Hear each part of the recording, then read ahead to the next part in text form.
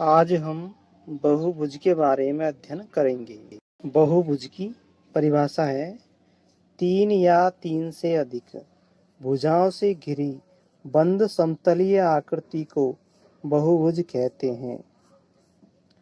बहुभुज में जितनी संख्या में भुजाएं होती हैं उतनी ही संख्या में कोण होते हैं और भुजाओं की संख्या को n से प्रदर्शित करते हैं। बहुभुज के सभी अंतः कोणों का योग भुजाओं की संख्या से 2 कम को 180 से गुणा करने पर प्राप्त हो जाता है।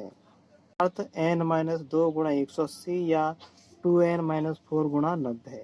बहुभुज के प्रत्येक अंतः कोण का मान ज्ञात करने के लिए हम अंतः कोणों के कुल योग में भुजाओं की संख्या का भाग दे देंगे या फिर कोणों की संख्या का भाग दे देंगे। अर्थात 2n-4 गुणा 90 बटे n या फिर n-2 गुणा 180 बटे 2 हो जाएगा।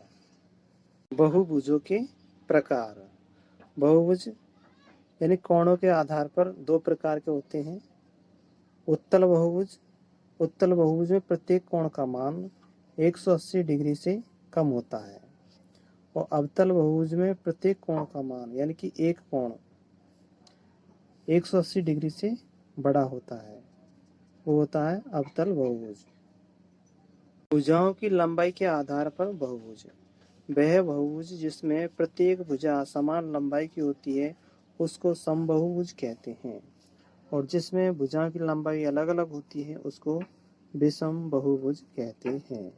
वह बहुभुज जिसके सभी विकर्ण अभ्यंतर में होते हैं अर्थात समतल में होते हैं उसको हम उत्तल बहुभुज कहते हैं और वे बहुभुज जिनमें कम से कम एक विकर्ण बहिर्भाग में होता है उसको हम अवतल बहुभुज कहते हैं।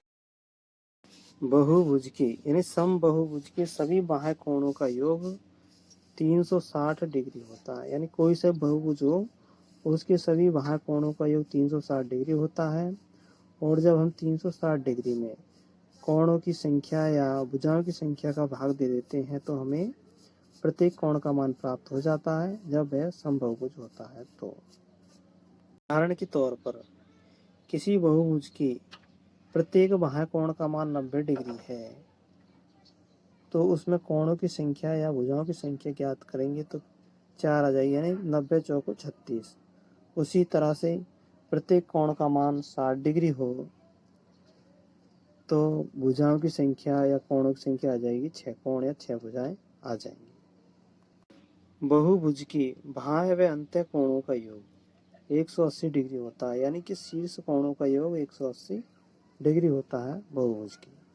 किसी बहुभुज के विकर्णों की संख्या ज्ञात करने का सूत्र है n × n-3 बटे 2 और किसी त्रिभुज के विकर्णों की संख्या ज्ञात करनी है तो भुजाओं की संख्या से 2 कम कर देते हैं तो हमें त्रिभुज का विकर्ण प्राप्त हो जाता है।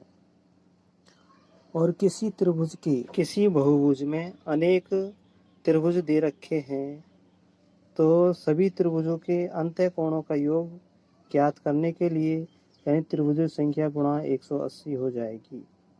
सभी त्रिभुजों के अंतः कोणों का योग। साथियों, आपने वीडियो को पूरा देखा, इसके लिए आपको बहुत बहुत धन्यवाद। अब वीडियो के नीचे लाल कलर का सब्सक्राइब बटन लिखा होगा उसको प्रेस कर दें जिससे कि यह वीडियो और दोस्तों के पास पहुंच सके। धन्यवाद।